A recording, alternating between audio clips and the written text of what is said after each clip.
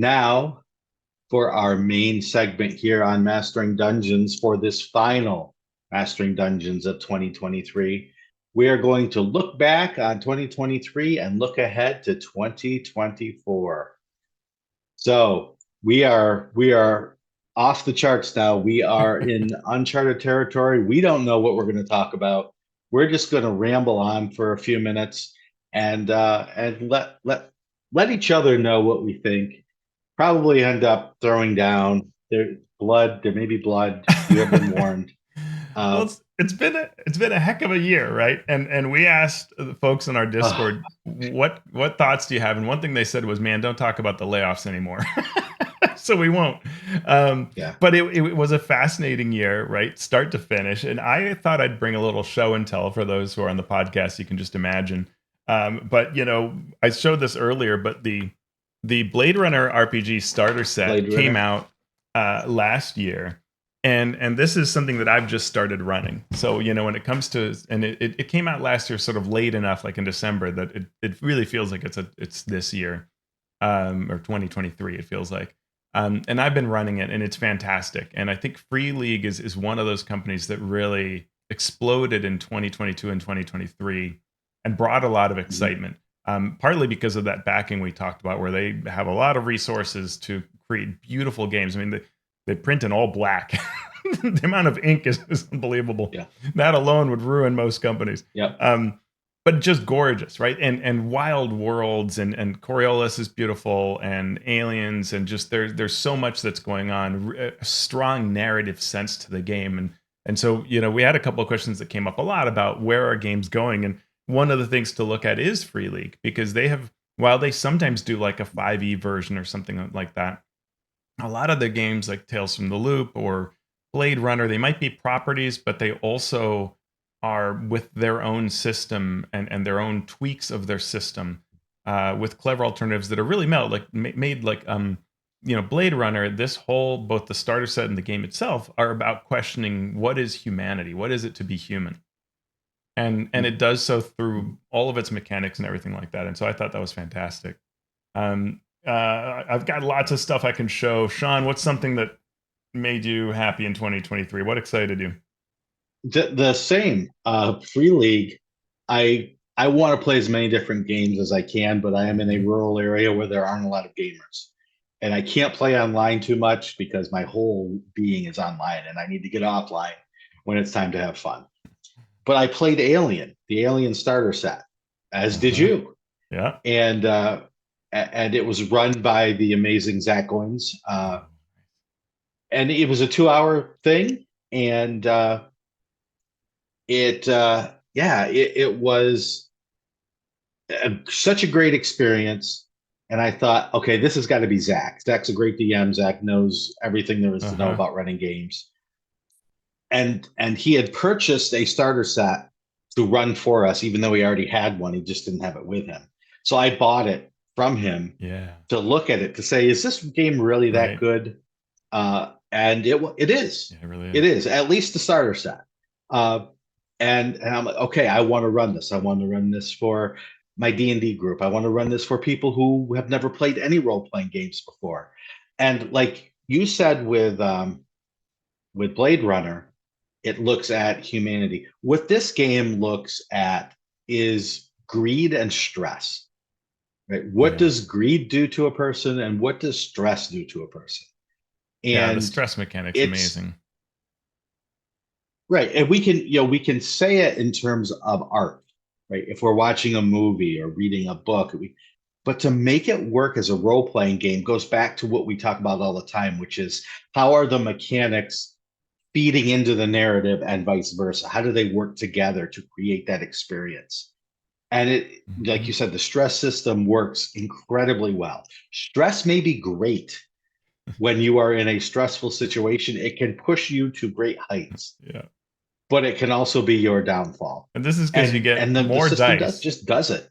The game gives you more dice Right. because you ended up in a rough situation to represent your stress, but that stress die has a face hugger on it, the one, and if you roll that, then Yeah. very bad things happen. And it's a beautiful way of capturing in the movies how these people try to do these great things and then they snap, right? Well, why'd they snap? Well, they rolled that face hugger on the extra dice that could have had them succeeding wildly. Right. Mm-hmm. Yeah. And it's such a great IP, right? It's Yep. such a great story from its source, and people understand it. It's at its base something that even people who maybe haven't watched Alien or any of the Alien movies Yeah. can understand, right? Yeah. We're terrified, we're running around, we don't know what's going on, and something's got to give at some point. Yeah, and if folks who like lethality, the way that critical hits work, and they work this way in Blade Runner as well, is that you roll on a table when you get a critical hit, and it might be that your arm was broken, as happened in a game recently, but if that had been a projectile weapon, it might have been that you were just shot in the head and your character's just dead, and there's nothing to be done about it. It's just game over, man. And that's the way Aliens and Blade Runner are. They can just be extremely lethal, and so any person attacking you, there's that chance that they could crit, and then this would happen. And so there's some angles like that that just keep you on your toes, and that you just maybe making a new character or something like that. Another thing, we had a couple of people this year. Looking back at this year, I really liked our show. I mean, I'm biased, I got it, but we came into the year covering the Player's Handbook. It's so overrated. Yeah. Really, honestly, why are you even watching now? But I'm looking at our show notes, and we started with the Player's Handbook. We had Kyle Brink come on to talk about the OGL. We covered Winter Fantasy. And then we did a bunch of interviews as we looked at other games, right? And we looked at Shadow the Demon Lord and what Weird Wizard will bring, which comes next year. Super exciting. We covered To Be or Not to Be a Villain, right? That was super awesome. I mean, and just an example of how wildly different what you can do with 5e, right? You can just do something so absolutely different with fifth edition. We talked about Fate. We talked about, then we had our awesome guest on. We had Swords of the Serpentine with Kevin Culp talking about Gumshoe games, and this enormous tome that is thicker than anything should be is incredible. Right. That's a non-D&D system. We talked about, we had Rich Lescaflair on, Ben Byrne. We talked about 13th Age. And then we went into the DMG, right, which was really fun. Had a number of guests. We had Mike Shea and James Sitkaso on. And then we started getting into Planescape and Gamehole and things like that. What an exciting year, right? Like, what was this year like for you, Shawn? This is also a question that came up. What was kind of this year personally? How did it feel like? It was such a roller coaster year, and I don't like roller coasters. Yeah, I like to have a plan. I like to see the goal in the distance, know the goal, know the path to get to the goal. Yes, there will be bumps. This was a roller coaster. Personally moved, professionally went from full-time back to full-time freelancer. So everything up in the air. Now it's trying to get a job wherever I can find one. Get all the work away. Working with Ghostfire is great. Working with Ghostfire is great. I'm still working with Ghostfire just as a contractor. We've got lots of cool stuff coming, so I don't feel bad. But it's that everything's unsettled, moved from one house to another. Then even just as a fan, it was a roller coaster. Yeah. Right? It was start of the year. Okay, the movie's coming out. I can't wait to see this movie. Oh, OGL. We're not going to go into it, but OGL. And then it was like, but we come out of that with a Creative Commons. Okay, that's what we should have had in the first place. So at least we got to a good place. And then it was, up and down. What's the new edition going to be? Oh, let's look at all of the Unearthed Arcana articles for the playtests. Oh boy. Oh boy. Oh wait, it's probably just going to be 5th edition with a nice fresh polish, which is good, but it's also disappointing. Yeah, right? It's yeah. good for me as a game designer. It's good for me. I know what's going to be happening going forward. But as a fan, that new edition, it always has like, can't wait to see what it does, to tell stories with this, to learn the ins and outs of it. And I don't think we're going to get that, at least with D&D. Yeah, it's I have so many thoughts on this. In fact, I've written in my head blog posts that then I essentially delete out of my head because I can never get my arms around all of this and all of these thoughts because, like in some ways, fourth edition was perfect and it was this great game, super fun, but left clear reasons why people wanted a change. And so everybody was so ready for fifth edition and could embrace a total new edition, right? Fifth did not have to say, don't worry, it's fully compatible, right? They could just do. And now we're Mhm. again in a position like we were with 1E or even 2E, where there are so many folks saying, but wait, are you changing my game? Are you pulling the rug under from me? And it creates the catch 22 of we've been playing the same game for 10 years. Some of us could use, and I'm not even in this boat, but a lot of folks could really want something fresh. I'm in the boat of I just always like new edition. Mhm. I like learning from new role playing games and new things. So Mhm. just give me new. Yeah, and I'll take the chances that it might be worse. Right. I just want to learn.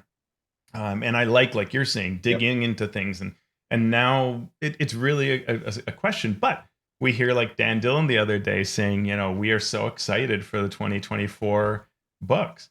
Um, and I think it's just one of the big questions of 2024 is whether the fans are kind of like the online fans are just all wrong because I think the vast majority of them sound like they're not super excited. And like the interaction they're getting from the company does not feel exciting. And so there's just this question of whether Mhm. the game's going to be a letdown, but probably it won't be, right? Because D&D usually is a really Right. good game and all of the designers are saying how much fun they're having with it. So that's going to be one of the Mhm. great questions and reveals is sort of how that lands and how it takes off. And the game could do a lot of things. It could start slow and then speed up, right? Any number of things could happen. So I'm not going to make any guesses. I mean, the only guess I do is at a Mhm. broad level. I expect it to succeed wildly. That's generally what happens. Mhm. Fourth edition succeeded wildly, Yeah. right? So, and that's what I would expect. Yeah. But you never know.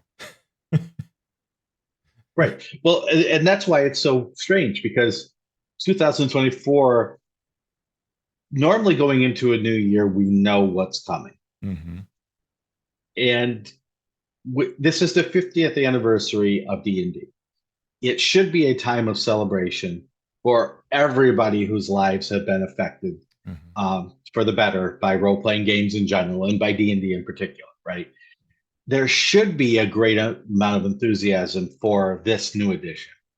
We should be looking forward to the Baldur's Gate 3 stream, Yeah. whatever it's going to be, Right. or the next movie, or Hmm. the Netflix series, right? We Yeah. should be excited for those. But with every controversy, whether the controversy is fabricated, like with the AI stuff, Hmm. right, where Yeah. it's made up, but it still becomes a controversy, Yeah. It or whether still the occupies controversy time. is right, whether the controversy is sad but inevitable, like layoffs, Hmm. whether the controversy is self-inflicted, like the OGL, all of these things sort of suck the life out of any joy Sure. that you might be feeling. So it's so hard. And it begs the question for me, where is the real D&D audience right now? I Is it the feel, people yeah. who are online? Is it the people who are on D&D Beyond? Is it the people who are just sitting at home and order their books from Amazon and never Yeah. interact with anything Wizards related Yeah. other than that? Or is it so splintered at this point that there is no way to make every single segment happy? Yeah. So I've been enjoying a couple thoughts. One is Glory of the Giants, which had some of Mhm. that AI controversy, right? And I mean, it's funny how recently another company had an AI controversy, and all I saw was praise for how quickly they acted.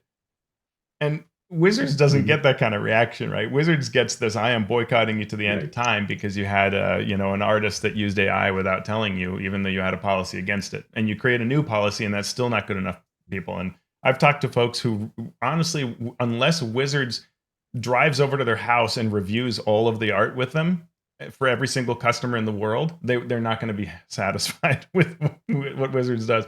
Glory of the Giants is a great book. It is top level design, and it got completely washed out because of the production delays, the shipping delays, and a number of other things. And it's a shame because there's some really good design being done, and hopefully that kind of design is what we're going to see next year with the 50th anniversary products, with the addition of the game. I remember talking to a designer when I was at PAX West one year, many years ago, and they said, this is my favorite convention because all of the folks here are new D&D players, and they come in with joy. You go to Gen Con, and everybody you overhear is saying, I love D&D. Here's what I hate about it. Right? And it's true. I mean, we do it too. Like when you're an old hat, you're like, this is my favorite game. Let me tell you what I would change. And you can get really angry about it, especially on the internet. You hear all of this like anger and picking apart. And it's not always just from the perspective of being analytical about it, but just venting, right? New players aren't that way. And I think that one of the things that D&D really should try to do as a key to success, but apparently doesn't want to spend the money on, is things like D&D Encounters. I thought D&D Encounters was a program that kept bringing in all of those new people and integrating them into the community, which created more positivity at a time when it was really needed. And I'd love to see, if I had a wish for 2024, one of them would be a store program that would bring in new players like that, because I thought that changed the nature of the voice and brought in those people that were just saying, like, I don't know what you all are talking about on the internet. I'm rolling dice and having an incredible time. Right. And we sort of got there recently with Peril and Pinebrook. Yeah. Because we wrote this. One of the saddest Why didn't you kill days- people with it, Shawn? One of the saddest days, I was so happy that it went out to the educators, and then I saw, I saw that it was announced on D&D Beyond. And part of me was like, okay, well, more people will see it maybe. But now we are going to get people for whom it was not written commenting on it. And literally being the people who we want to keep new gamers away from. Yeah. Because the joy of rolling dice and telling stories is what drew me to the game. It's what drew most people to the game, I think. Yeah. And to have it turn into this political, everybody participation trophy thing, it's just sad. It's just sad. And it's okay. I have run games where the objective of the DM is to kill as many characters as possible. That is a perfectly fine way to play D&D, assuming that everyone knows that that is the point of this particular game. You and I have written the D&D Open. You and I have run games for competition where you want to put it to the players. Yeah. You want their characters not to succeed because that is the whole reason of the competition to be in play. Right. It's a fine way to play. This thing that I wrote was not meant to be that. This thing that I wrote was meant to help new DMs get their feet wet with new players. Yeah. There's time to ruin their experience in D&D, right? There's time. Yeah. Let's make them happy first. Then we can get to the life is miserable and your D&D should be too.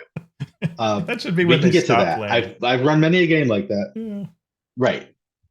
So yeah, it's this it's social media, right? Yeah. It's the proliferation of social media, and it's something that we're going to have to contend Yeah. with as creators, Yeah. as fans of the game, and as commentators on the society around which this game works. And I think that's something that, both in this year and next year, I think that those who can spend the mental capital to take on those battles should, when they feel they can, right? So like I did a couple of videos this year where I knew that I would get a ton of criticism for it, right? I covered all of the changes that D&D sort of quietly did to address inclusivity and better language in the Mhm. D&D product, so that any designer, RPG company, whatever, can use that as a template to guide their actions. And they may not agree with all of them, but those where they like those, they can adopt them and they can see what these changes were from A to B. And I've gotten a lot of angry comments about that, but I take that on, right? Like, Mhm. I'm okay to do that. What I don't like is there are a lot of people who don't take it on, who don't want to take it on, and are made to suffer for whatever they do. On the other hand, I worked on this, the Lazy DMs Forge of Mhm. Foes with Scott Fitzgerald Gray and Mike Shea. And, we got lovely, fantastic, almost universally positive feedback from that. And so, that that was a lot easier. How to make monsters better in your game. That went really well. I got to work on Flea Mortals. That was also super Mhm. fun, and has gotten a lot of praise. Mhm. So, it's not all bad, but I think that going into 2024, that's part of the reality of being a creator in this era. That there are some people, it is a negative space, right? Online is often a negative space. The algorithms are driven by views. And so places like YouTube, places that don't have algorithms like Mastodon, those are different. Um, but places like Mhm. YouTube are driven by clicks, and you want to get to certain thresholds of clicks. And the easiest way to do that is put a giant open face on your thumbnail and some headline like, is this the end of D&D? Or, what's wrong with this product? And then the clicks come, right? And so it'll Yeah. be increasingly an era where, as creators, you have to ask yourself what side of that you want to be on. Do you want to be causing the problems, or helping, be a refuge against them? And we've made our position clear on it, but I think that will increasingly be a dangerous place to be, and all creators of all sizes have to worry about it. Companies have to worry about it, right? You're launching a product, you want to have a YouTube video on it. Are you going to have a person with the face open looking like they're so shocked and surprised, or are you not? And it's how you're going to build Mhm. your reputation over time when you create products, as to whether you're going to do that or not. And then it's not an easy choice. Every creator has to do that. I have a view of what one should do, but it's not the only way to do it. And there's a fine Mhm. line too, right? Everybody has to play with how clickbaity a Yeah. title they're willing to use or not use. So we had a couple people want us to answer something about the year behind or the year coming. Mhm. And one was, what would Teos and Shawn design together? Mm.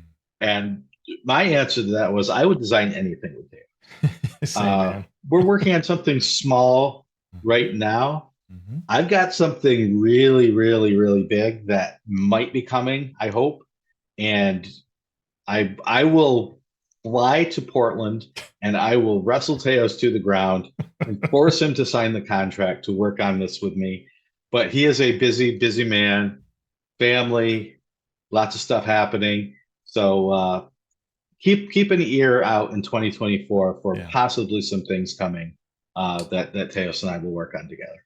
I still love the idea of you and I working on an exploration product as well. Like, that's always something that I think we would do Mhm, well, or mhm. some kind of, real. So I always keep in my mind, be curious to see what 2024 looks like when those rules come out, and what parts it doesn't address. We did such an exhaustive view of the Mhm. DMG and Player's Handbook. We are in a great position to Right. address it, and so it's always something we could try to do. And my enemy is always time. Mhm. Yes, it is. Another question was, what do you miss most about first edition D&D? And at first I was like, I don't really want to go back and like look at the rules of first edition D&D. but then I thought, you know what? This is actually a really, really good question for right now because I really don't miss anything about the rules themselves. What I miss is all about nostalgia, right? I Mhm. miss that sense of wonder of not knowing what's going to happen, of going out and making those choices, not just the small rules, do I cast fireball or lightning bolt, but right, these choices that my character's making. Uh, I miss spending hours and days with my friends, letting the troubles of the world just go away just for a little while. Um, I miss being the dungeon master and having that big sandbox to play with without having to worry about the minutia of the rules so much, uh, Yeah. about how this and that, this ability, this feat, and this magic item interact, and how is that going to break the game. That there wasn't a heck of a lot of that in first edition. What's broken was broken, Yeah. but you knew it. You knew Yeah. that wish was broken, and and so part of that isn't that I'm missing first edition. It's that I'm missing being that age and that Yeah. time of my life with that. But fifth edition or any role playing game could still be that to Mhm. someone. Yeah. You could still have the 12-year-old folks who just can't wait to get together with their friends and drink whatever is the equivalent of, Jolt Cola and Uh-huh. and just spend time being silly and being goofy Yeah. or being super serious about this thing that you care about. And that's what I want, right? That's what I want. That's what I miss Yeah. about first edition and second edition and third edition and top secret and paranoia and you name the game. That's what I miss about all of it. Yeah. I joke that, I would go back to college just to play role playing games consistently Mhm. again. And that is truly the biggest thing that I miss is just that point in my life where I was when sure there were other things going on, but there was it was so easy to schedule games. And we were all there in the dorms and we could just get together and we could have, spelljammer battles on the floor until 3 a.m. and just that kind of thing. But talking to the sense of excitement that you talk about, what my suggestion there is for folks is if you like kids, right? And if you would be a good DM for kids, DM for kids because they bring that joy back to Mhm. you when you see the silly things they do and you get to experience it. And if you're a parent, it's even more fun to you get to see your kids do it, and it's super fun. Or even Mhm. jumping upwards to your parents, right? If you can run a game for your parents, like as I've done, and my dad comes up with an absurd character name, and he's doing absurd things, and my mom, and those kinds of games can be a fun way to kind of remember that, tap into that briefly of just what it's like when you don't know if the square in front of you is safe, you don't know if the chest is trapped, and you don't have an automatic way of dealing with it, but instead you're just using your full imagination dealing with the situation for their Mhm. first time. That's the most beautiful part of those olden days. Yeah, yeah, it's true. I loved this question. Uh, So MCDM's game uses tactical, heroic, cinematic fantasy to describe their game. For each of you, what would be the four descriptors for your ultimate role-playing game? And what would your chosen words mean to you? And I thought this was a great question, right? I Mm. think Yeah, I think it was Andrew. I think it was Andrew Bashinsky who asked this yeah. question. If it wasn't, I apologize. But Huh. it's an absolute great question because when you develop your game, you should do this. Even if you're working on an adventure, even if you're just working on a small piece of a game, to go and think about it in these terms. So what I came up with was dramatic, adaptable, interactive storytelling. Uh, Now, what do they mean? Well, dramatic means focusing on creating and resolving dramatic situations. Every time that you're making a choice or rolling a die or drawing a card or flipping a coin or doing rock, paper, scissors, it should be resolving a dramatic situation. Adapt. Now, the dramatic doesn't necessarily mean serious because it can be a comical dramatic situation. It just means there's something at stake. Adaptable means lots of levers, so you can tailor the experience to be as technical or as loose as uh, high fantasy or as low fantasy. Make it modular in a way that you can plug in or take out different elements to make it fit your thing. Adaptable could also mean the genre. Doesn't have to be fantasy in the sense of fantasy versus science fiction versus super spy versus dark horror versus superheroes, right? Anything along the way, I want it to be able to plug into to do. Interactive. I want to focus on the game master and the players interacting with each other and players interacting with each other as much as possible without slowing the game down to the point where that interaction takes away from the game and the narrative rather than adding to the game and the narrative. So I want that focus to not just be on one side talking and then the other side talking and taking turns as much as interacting organically. And then storytelling. I wanted the focus to be on the narrative created by the rules and gameplay and not on the rules themselves. I want the rules to fade into the background and we end up talking more about the hilarious or the dramatic or the wild thing that happened rather than, well, I used this spell in this slot at just the right time to make sure that I knew that the monster had 7 hit points left. And I knew if I had cast it at first level, I might not have gotten him, but I cast it at second level and that showed him. That can be fun. That's not what I want for my particular game. Teos, have you had some time to think I, about this? I, a very little bit. I love Okay. what you just said. The way you broke it down is super awesome. I can throw in a couple that really resonate with me. There is something there between heroic, cinematic, and dramatic that I don't know what my word is. Because Mhm. I do like being the hero, but I don't know that I would if I created a system. I don't know that it would be in the same way that MCDM wants it. Though I like that. I mean, and I liked 4E for that. I like the idea of it being that you do very larger than life things. But I think I wanted a little more grounded, and so maybe something like dramatic is the word I'm looking for. Um, where there are exciting things and the world revolves around you. You are special. You are doing neat things, and something that captures that in that way. Um, I know that I want something that's personalized, and so I find that too often the heroes feel like they're superimposed onto the adventures, the stories, whatever. And so I would like that if I were building an RPG, I would want that at its core it is doing, and you spoke about this a little bit with sort of interactive or adaptable, but that it is really um, working off of who the players have created as their characters and evolving with that in step with them and with their choices. And I would want to create systems by which that happens always. Right? It's not just run through this dungeon, but it would always matter who you brought to the table and what you're doing during the game.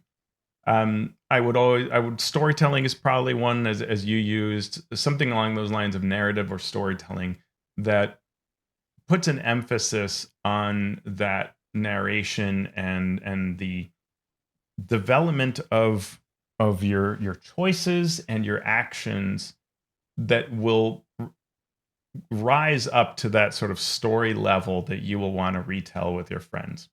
Engaging is one, probably my last one, because I think that I really like the games that I love are ones where everybody at the table is leaning forward and thinking about it.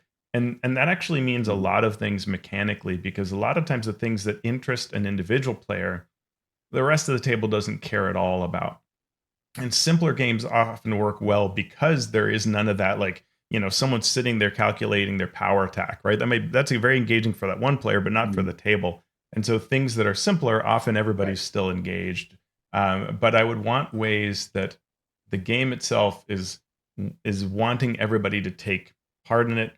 and link together and be attentive and not just sit out and stare at the sky while someone does their math. Awesome. So thank you for that question. When we make our game, we'll make sure we credit you for this question to help us get there. I love it. We are coming to the end, Teos, the end of 2023. Looking forward to 2024. Any other last thoughts, topics you wanted to cover? Here's Yeah, your I mean, chance, my friend.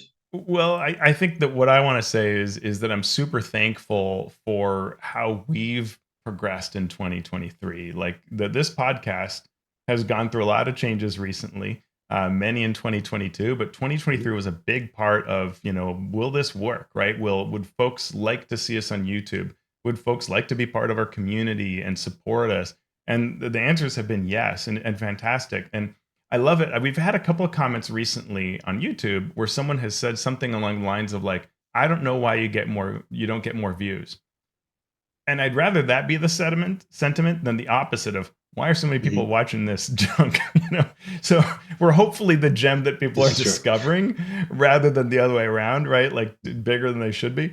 And I think I feel like there's potential. Like people are learning about why we're fun and entertaining, hopefully, and we're getting better at it. Maybe I think, yeah, you, Shawn. Shawn's making lots of faces. Uh, Um, and I think we're getting better at it. Like, and we did not do Planescape in the number of episodes that we did for Rime of the Frost Maiden. That we've had a few people ask for that. We tried to do things a little more yeah. shorter and condensed, and get to the sweet part of it. So I think we're like I feel good. I feel really good about 2023 as a year for mastering dungeons. Like we've done fun things, fun topics, Mhm. fun guests, amazing community. I like hanging out with the members of our community. So Yeah. I'm super thankful for everybody there. What about you, Shawn? Any other Yeah. last thoughts? I am just very glad that 2023 is there. The tunnel ends. There is a light there. Hopefully, it is not an oncoming train, and we will go into 2024 with a fresh, clean outlook, ready to conquer the challenges personally and role playing game wise, and hit the ground running, and seven other cliches that I can't think of right now. Amen. Well, I'm looking forward to it. But 2024 is going to be amen. one heck of a year. Um, it's going to be It real. will You be just know it's going to be a year that we will talk about for quite some time. The 50th anniversary, the 2024 release, and what all the other companies in the space do. It's going to be really, really interesting. for sure. So finally, thank you, everybody out there who listens. We do appreciate being able to fill your ear holes on a weekly basis.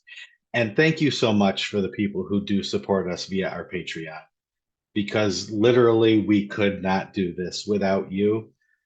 So if you're a Master of Realm supporters, thank you. If you're a Master of Dungeon supporters, thank you as well. The Masters of the Multiverse, they give us at the highest level. So we give back by having me read your name. Now, having me read anything, I don't see as a reward, but you paid for it, so you got it. Keith Ammon of The Monsters Know What They're Doing. Craig Bailey, Steve Bissonette, Merrick Blackman, Evil John, John Carney, Darren Chandler, Seth Eckel, Andy Edmonds at nerdronomicon.com, Nathan Fuller, the Mighty Jerd, if that's your real name, And shout Ben out, Heisler, and shout Paige out Lightman. to, shout out to his partner who created an incredible one-shot adventure as a Christmas gift. Awesome. Sean Hurst, Chad Jackson, Brian King. The Lions have made the playoffs for the first time in a long time. Congratulations, Brian. Jim Klingler at AKA DM Prime Mover. Tad Lynch, the Mathemagician. Eric Mengi, The Micro Ant, John Molly, Falcon Neal, Mike Olson, Post Fiction RPG Audio, Robert Pasley, Vladimir Prenner from Croatia, Chance Russo at Drago Russo, Ross Sandberg, Andy Shockney, Krishna Simones, I'm not going to even try, Grace, Joe Tyler, James Walton, and Graham Ward. Thank you all for your support. Going into the new year, if you got little Christmas money and you don't know what to do with it, you can go to patreon.com/masteringdnd and let us know. You can write your love letters to us on dollar bills. We will take it. You can also leave us a review on Apple Podcast or via whichever podcatcher you use to listen. That will help us gain a little bit of traction in the RPG podcasting world. Also, you can go to YouTube and you can subscribe to see us rather than listen to us. Even if you only listen to us, if you go to at Mastering Dungeons on YouTube, you just click subscribe. We'd appreciate that. Teos, where can people find your work? Find it at alphastream.org. There you can see my blog posts, get links to all the videos, the Success in RPG series, and all of that. And you can also find me on Mastodon. I love hanging out in that place. I find it very healthy. I'm on some other places, but Mastodon's where I really dig being. Shawn, I know I can find you on all the socials. All the socials at Shawn Merwin, and this show itself at Mastering D&D is on all of them as well. You can join our community and ask questions via our Patreon, and you can leave comments to us in our YouTube channel, Mastering Dungeons. So, Teos, not only is this podcast done, but 2023 is done. So, what are we going to do now? No. I got the Adventures in a Box Mind Flayer Voyage for Christmas, so I'm going to go play like I'm 12 years old. I don't know what you're doing. I'm going to somehow be the one to ruin D&D in 2024. Oh, nice. Well played.